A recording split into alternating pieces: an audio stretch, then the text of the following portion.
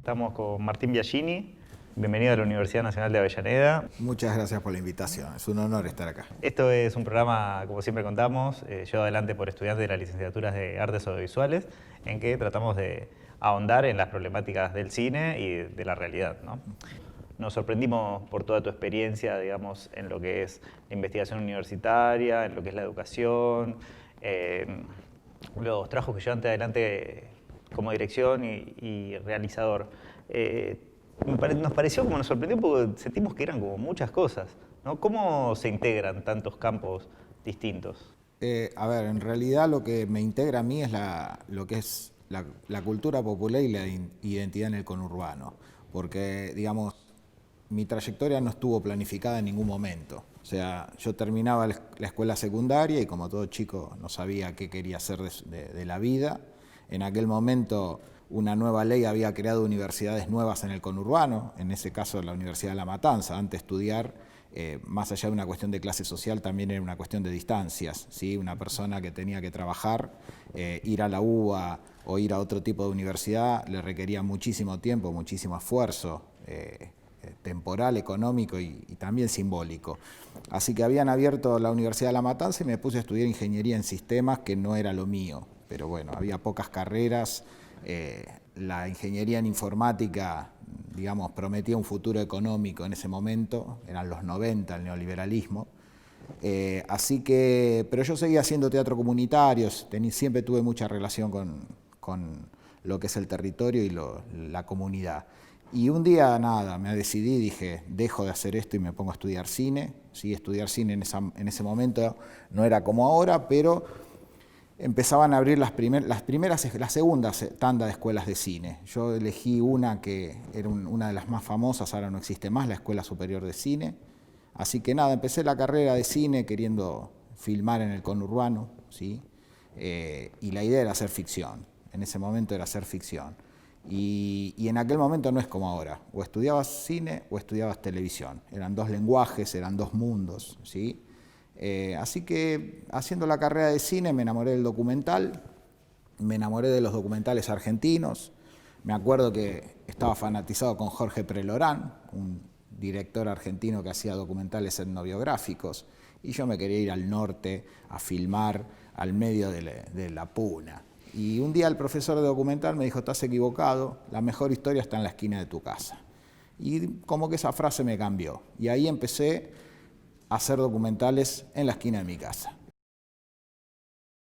Bueno, metiéndonos o retomando la cuestión del arte popular y la identidad del conurbano, que es algo que a nosotros particularmente nos interesa mucho porque este programa está hecho en el conurbano, casi todos vivimos en el conurbano y creemos de que hay una identidad que acá que no está explotada del todo y cuando es explotada es de una forma bastante marginal, ¿viste? Y que a nosotros por lo menos no nos representa. Nos empezamos a preguntar como realizadores cómo desde el arte popular disputamos algo de espacio a la hegemonía o cómo hacemos otra cosa que funcione. Bueno, hablar de identidad en el conurbano, es más, se habló mucho de la estética del conurbano, es otro tema recontra complejo, porque bueno, primero hablar de identidad, cómo se construye una identidad, si se construye con elementos propios, si se construye en contraposición a un otro, que es otra forma de construir una identidad. Yo creo que, no sé si hay una estética del conurbano, ya esta pregunta yo la trato de esquivar siempre, lo que sí hay son rasgos estéticos que se dan en esta zona. Primero, pues una zona de frontera, ¿sí? El conurbano no es capital y tampoco es la provincia de Buenos Aires, ¿sí? Justamente es una zona en el medio que fronteriza, que es una zona que recibió muchísima migración. Entonces, vos podés recorrer los 3 cordones del conurbano, que encima la geografía lo clasificó en 3 sectores bastante diferenciados. Vos podés encontrar migraciones de países limítrofes, migraciones africanas, migraciones chinas, migraciones de distintas provincias del interior, desde el peronismo para acá, pueblos originarios, los afroargentinos de tronco colonial que ya habían estado acá desde la época de la colonia, cada uno con sus propias prácticas en una mezcla total, y cuando digo mezcla es comidas, olores, músicas, formas de interactuar, formas de armar familia, etc. Y en un lugar que no puede obviar a la capital, ¿sí? O sea, ustedes están estudiando en una universidad nacional que justamente está en el conurbano, pero antes había que ir a Capital. Entonces, y todavía claro, mucha gente va a trabajar a Capital. Entonces, el conurbano tiene ciertas cosas, por ejemplo, todos tenemos que tener, nadie puede cargar menos de 100 pesos en una SUBE, ya lo sabemos, porque nuestros trayectos siempre son largos. Eso es es una estupidez lo que digo, pero es una característica que marca a alguien del conurbano, ¿sí? No, o sea, no es una estupidez porque nosotros estamos estudiando gracias a que tenemos una universidad en nuestro barrio, si no sería muy difícil. Acá, o sea, somos muchos estudiantes que hemos estado en otras universidades de Capital, que no vamos a nombrar, pero es muy difícil ir y volver 1 hora después de trabajar, o sea, teniendo tu vida. Realmente que se acerquen las universidades a esta zona es fundamental para poder terminar los estudios que son 7, 8 años de nuestra vida. Y las universidades del conurbano todas son un gran polo cultural identitario que a largo plazo, a mi entender, va a ser recontra positivo. Y desde ahí, ¿qué arte se puede construir desde estos lugares de que muchas veces quedan invisibilizados? Porque hasta mismo materiales de universidades del conurbano muchas veces tienen más que ver con personajes de Palermo o de zonas de Capital y no con los personajes clásicos que tenemos en la provincia de Buenos Aires. ¿Qué es representar esos personajes? ¿Es buscar alternativas de nuevos productos? ¿Qué se debe proponer el arte popular? Mira, bueno, primero yo creo que hay una fecha clave que va a ser el 2001.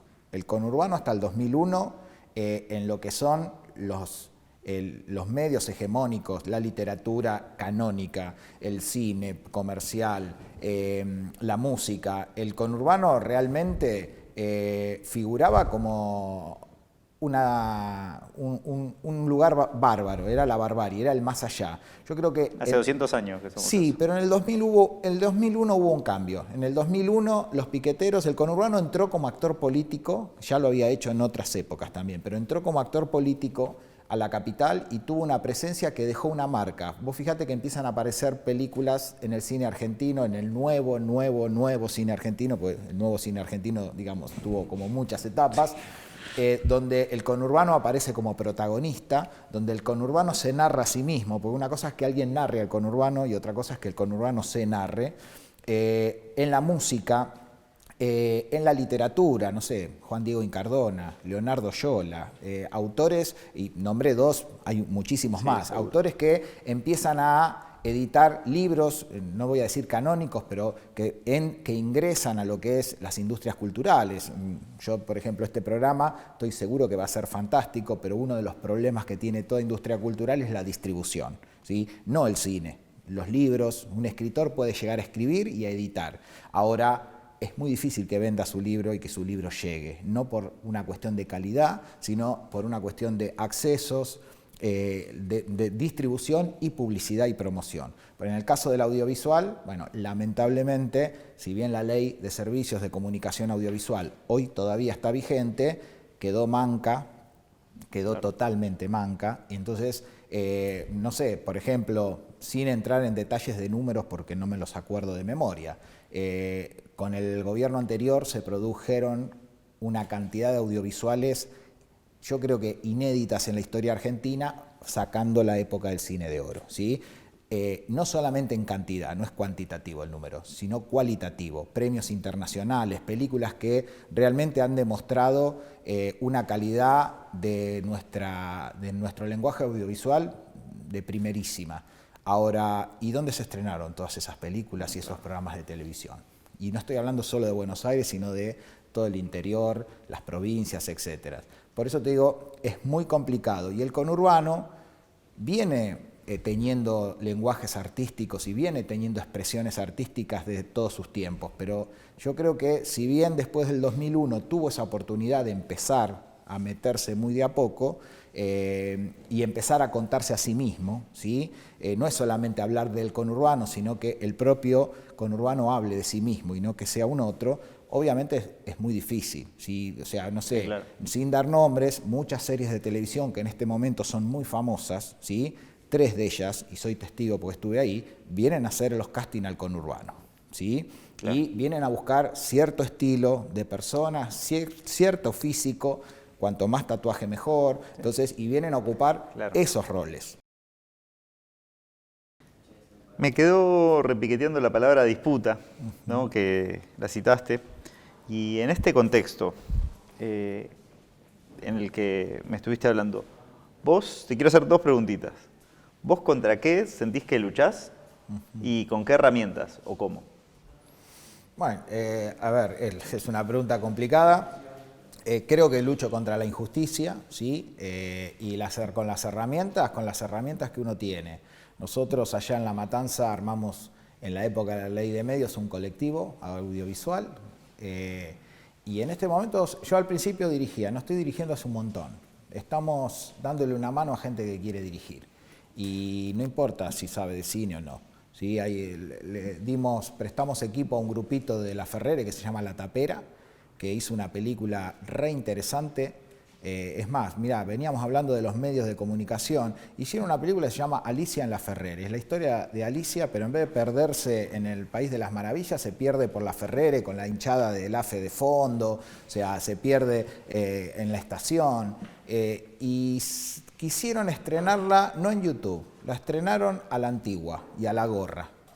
Y empezaron a hacer funciones con un proyector y pasaban la gorra y no te quiero mentir con el número, pero sacaron más de 70.000 pesos hace unos años atrás.